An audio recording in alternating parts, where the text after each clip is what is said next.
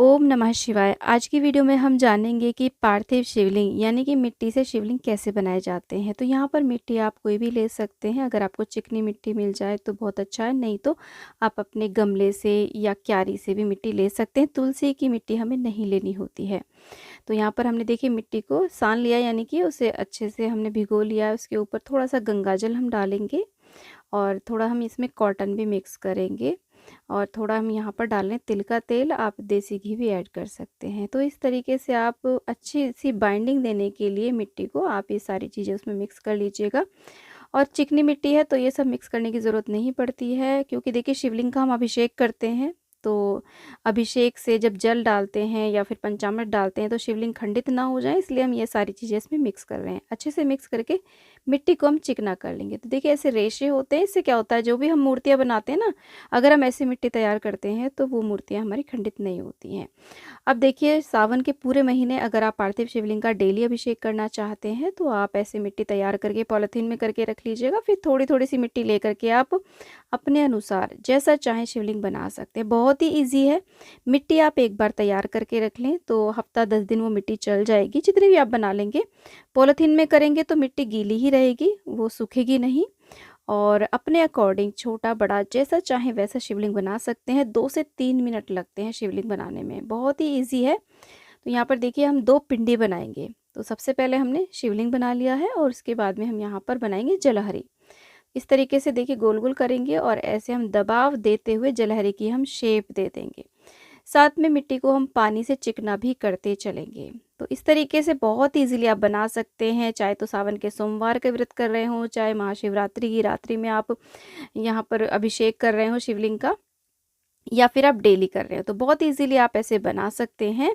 और अगर आपके पास देखिए धातु के शिवलिंग हैं या पत्थर के शिवलिंग है तो आप उनका अभिषेक कर सकते हैं। अगर आपके घर में शिवलिंग नहीं है तो आप ऐसे पार्थिव शिवलिंग बना के उनका भी अभिषेक कर सकते हैं। तो यहाँ पर देखिए पानी का हाथ लगा लगा करके मैं अच्छी सी शेप दे दूँगी। और यहाँ पर देखिए हम एक बेलपत्र लेते हैं और उसकी डांठल हम ऐसे तोड़ लेंगे और इसके ऊपर हम शिवलिंग को विराजमान करेंगे ऐसे। और चिकनी साइड के ऊपर हम शिवलिंग को रखेंगे, क्योंकि जो चिकनी साइड होती है बेलपत्र की, उसी को स्पर्श कराया जाता है शिवलिंग से।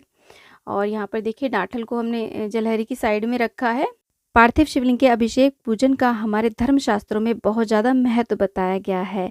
पौराणिक कथाओं के अनुसार भगवान श्री रामचंद्र जी ने लंका पर चढ़ाई करने से पहले समुद्र तट पर बालू मिट्टी से पार्थिव शिवलिंग बना करके उनकी पूजा की थी, अभिषेक किया था, जिससे उन्हें ब्रह्म हत्या के पाप से मुक्ति और युद्ध में विजय प्राप्त हुई थी। साथ ही साथ में माता पार्वती ने भगवान भोले शंकर को प्राप्त करने के लिए पार्थिव शिवलिंग बना के घोर तपस्या की थी, अभिषेक पूजन किया था, जिससे भगवान भोले शंकर उन्हें पति के रूप में प्राप्त हुए थे।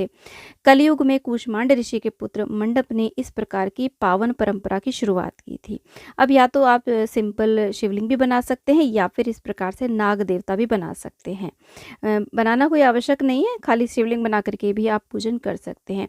ऐसा माना जाता है कि एक शिवलिंग में पूरे शिव परिवार का वास माना जाता है। अगर आप शिवलिंग का अभिषेक पूजन करते हैं तो भगवान गणेश जी, गौरा मैया और साथ में भगवान भोलेनाथ, कुमार कार्तिकेय, नंदी जी, सभी की पूजा का फल हमें प्राप्त हो जाता है। इसी के साथ में अकाल मृत्यु से हमारी रक्षा होती है अगर हम पार्थिव शिवलिंग की पूजा करते हैं। ग्रह दोष बाधाओं से मुक्ति मिलती है, मनोकामनाएं सारी हमारी पूर्ण हो जाती हैं। पार्थिव शिवलिंग के अभिषेक पूजन से हमारे समस्त कष्टों का निवारण होता है। कलयुग में ये पूजा करोड़ों यज्ञों के समान फलदायी और मानसिक शांति को देने वाली मानी गई है। जब भी आप शिवलिंग का निर्माण करें तो मिट्टी हमें पवित्र स्थान से लेनी चाहिए। साथ में सूर्यास्त से पहले पार्थिव शिवलिंग का विसर्जन हमें जरूर कर देना चाहिए। शिवरात्रि वाले दिन जब आप पूरी रात्रि जागरण करते हैं तब आप अगले दिन भी शिवलिंग का विसर्जन कर सकते हैं। फ्रेंड्स, वीडियो में दी गई जानकारी यदि आपको थोड़ी सी भी पसंद आई हो, यूज़फुल लगी हो, तो प्लीज़ वीडियो को लाइक, शेयर, चैनल को जरूर सब्सक्राइब करिएगा और कॉमेंट बॉक्स में ओम नमः शिवाय अवश्य लिखिएगा फ्रेंड्स।